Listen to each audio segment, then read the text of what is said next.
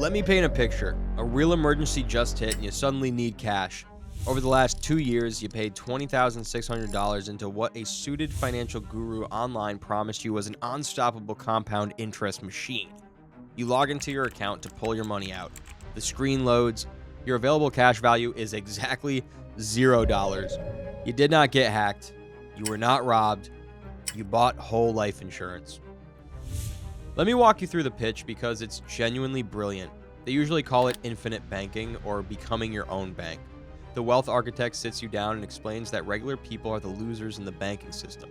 You put money into a savings account.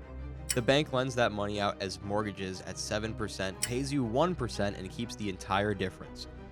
Why let the bank extract that spread, they ask, when you can capture it yourself?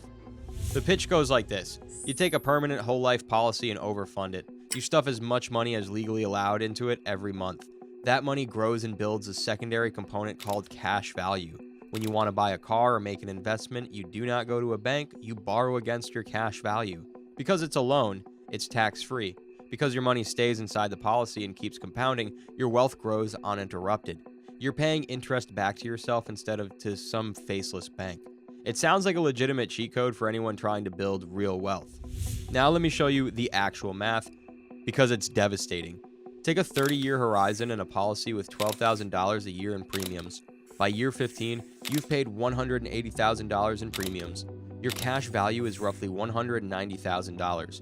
You feel okay about that, a $10,000 gain, but if you had taken that exact same $12,000 a year and put it into a standard S&P 500 index fund earning a conservative 7%, your account would be worth $304,000. The gap at year 15 is already $114,000. By year 20, you've paid $240,000 in premiums. Your cash value sits at around $213,000. You're now behind your own principal. That same money in an index fund is worth nearly $500,000. The gap widens to $286,000. By year 30, you've paid $360,000 in premiums. Your cash value is roughly $381,000. That identical capital in a broad market fund is worth $1.17 million. The gap is almost $800,000. You don't just miss out on returns, you miss out on nearly $1 million of compounding wealth simply because you chose the wrong container. Where did all that missing money go? This is what the wealth architects strategically never explained.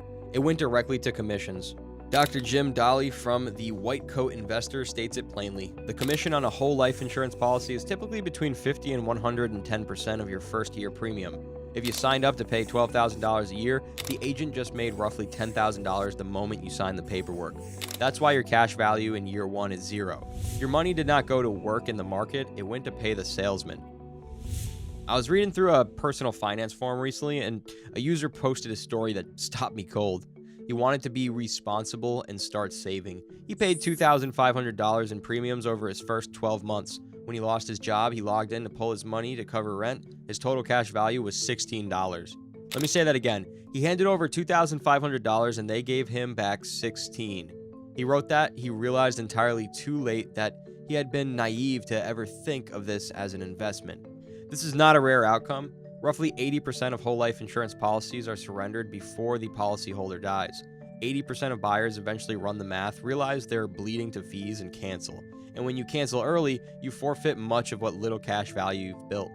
Over 30 years, the total commissions and hidden fees extracted from that policy add up to roughly $28,000, all taken before your money has ever had a chance to compound. Now contrast that with a Vanguard index fund like the VOO. The expense ratio is 0.03%. That means it costs you $3.60 per year to invest $10,000. $28,000 in extracted fees versus $3.60. And remember that tax-free loan feature, the one where you become your own bank? It's a total deception. When you borrow, you're not borrowing your own money, you're borrowing the insurance company's money using your cash value as collateral. They charge you steep interest on that loan, frequently up to 8% annually. You're paying the insurer 8% interest to access equity you already built with your own premiums. Dave Ramsey has openly called this strategy a joke, a Ponzi scheme, and whole life done horribly. Susie Orman echoes this, saying that anyone selling life insurance as an investment is almost never acting in your best interest. There's another destructive detail about these loans that the wealth architects conveniently leave out. What happens if you borrow against your policy and pass away before you pay it back? You might assume your family still receives the full death benefit you paid for. They do not. The insurance company subtracts the outstanding loan balance directly from the payout. And here's the ultimate kicker. When you die, your family only gets the face value of the death benefit. The insurance company simply keeps all that cash value you spent decades building up. You don't get both. That's the actual hidden cost of becoming your own bank. I'm not saying permanent life insurance is completely worthless. It's not. There are specific situations where it is the right tool, but those situations have one thing in common. They involve ultra-high net worth individuals with complex estate tax problems. If your net worth exceeds $25 million and you need a tax-sheltered mechanism to cover massive estate taxes when you pass, permanent life insurance is a legitimate corporate strategy. But if you're an ordinary person trying to build your first million, this product is lethal to your trajectory. You don't need estate tax planning, you need compound interest and a vehicle that doesn't take a $10,000 cut before your money ever touches the market. So, what's the mathematically superior alternative? It's called buy term and invest the difference. First, you buy a term life policy.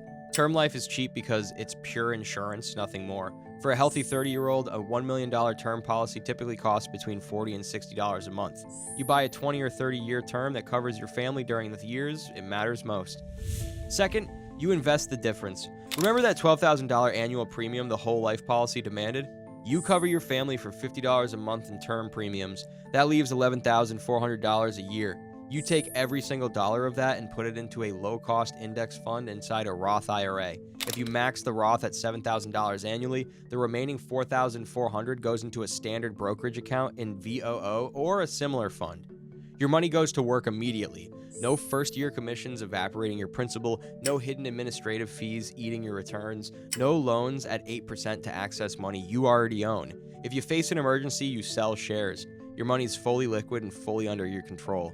Over 30 years, the simple buy term and invest the difference strategy does not just beat the whole life insurance, it beats it by nearly $1 million. The question is not whether life insurance is bad, the question is what kind of financial game you actually want to play.